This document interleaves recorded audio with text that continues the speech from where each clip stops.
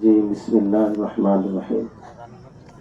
হাফেজ হযরত মাওলানা শহীদুল্লাহ গাজী সাহেবের নামাজের জানাজায় উপস্থিত বিভিন্ন প্রতিষ্ঠানের প্রিন্সিপাল, সুপার, শিক্ষক মহোদয়গণ, উপস্থিত আছেন আমার নরসিংদী জেলার সম্মানিত কাজী সমিতির নেতৃবৃন্দ, এখানে উপস্থিত রাজনৈতিক নেতৃবৃন্দ, উপস্থিত আছেন বিভিন্ন পর্যায় থেকে আগত সামাজিক এবং বিভিন্ন সামাজিক সংগঠনেও বিভিন্ন গুণীজন। আসসালামু আলাইকুম রহমতুল্লাহ। আলোচনা করব না, দুই একটি কথা বলি, আমি আমার কথা শেষ করতে চাই। সেটা হলো রাসূল কারীম সাল্লাল্লাহু আলাইহি সাল্লাম ফরমিয়েছেন যে একজন আলেমের যখন মৃত্যু হয়, একজন হাফেজের যখন মৃত্যু হয়, তো আলেম যখন দুনিয়া থেকে বিদায় হয়, তখন যেন আকাশের একটি নক্ষত্রের আলো নিভে গেল। আকাশের একটি নক্ষত্রের আলো যখন নিভে যায়, তখন আলো নিভে গেলে কি হয়? অন্ধকার হয়ে যায়। একজন সমাজ থেকে যখন একজন আলেম, একজন কোরআনের হাফেজ যখন থেকে বিদায় হয়ে যায়, তখন সেই সমাজে অন্ধকার নেমে আসে। রাসূল কারীম সাল্লাল্লাহু আলাইহি ওয়াসাল্লাম বলেছেন, আমরা হয়তো সেই একজন বন্ধু হাফেজকে আমরা হারিয়েছি আজকে। আমরা তার জন্য দোয়া করি। চলার পথে ত্রুটি বিচ্ছুতিতে মানুষের অনেকেই থাকে। ওলামায়ে কেরামদের ত্রুটি বিচ্ছুতি আল্লাহ তাআলা বিশেষভাবে ক্ষমা করে দেবেন। কিয়ামতের ময়দানে সকলের বিচার, মন্ত্রী, মিনিস্টার, বাদশা সকলের বিচার হবে প্রকাশ্যে।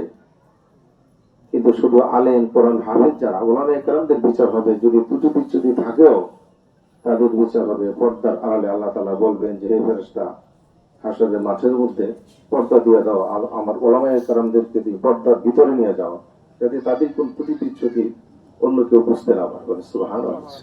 আলেমদের আল্লাহ তাআলা এত মর্যাদা দিয়েছেন। আল্লাহ তাআলা যেন চলার পথে তার ত্রুটি বিচ্ছুতি যদি থাকে, আল্লাহ যেন তাকে ক্ষমা করে দেয় বলে আমিন। সর্বশেষ যে কথাটা বলতে চাই সে হলো, এখানে অনেকে আমাকে বলেছেন যে আমাদের সমিতির শিবপুর থানা সমিতির সেক্রেটারি ছিলেন শহীদুল্লাহ ভাই। আমি তার সম্পর্কে সবই জানি। আমি যেহেতু জেলার দায়িত্বে আছি, ওনার নিয়োগের সময় আমি সহযোগিতা করেছিলাম 98 সালে। তো তার নিয়োগটা তার ছেলেকে যাতে দেওয়া যায়, ছেলে যোগ্যতা সম্পন্ন আছে, টাইটেল পাস, এটার জন্য অনেকে অনুরোধ করেছেন। তো আমি বলি যে এটা হলো আসলে একটা প্রক্রিয়ার বিষয়। এটা আমরা ইচ্ছা করলে দিতে পারি না, আমরা একজন ইচ্ছা করলে আমরা কেটে দিতে পারি না। এটা একটা সরকারি প্রক্রিয়ার বিষয়। সরকারি প্রক্রিয়া অনুযায়ী সেটা নিয়োগটা আনতে হয়। তো সেই সরকারি বিধান অনুযায়ী পিতার স্থলে পুত্র নিয়োগ দেওয়ার একটা বিধান আছে, তার অগ্রাধিকার, যদি তার যোগ্যতা থাকে। শর্ত আছে কিন্তু, যদি তার শিক্ষাগত যোগ্যতা থাকে, তাহলে পিতার স্থলে পুত্র কাজী নিয়োগ পাইতে পারে। এটা তার জন্য অগ্রাধিকার। এটা হলো আইনটা, হলো এটা।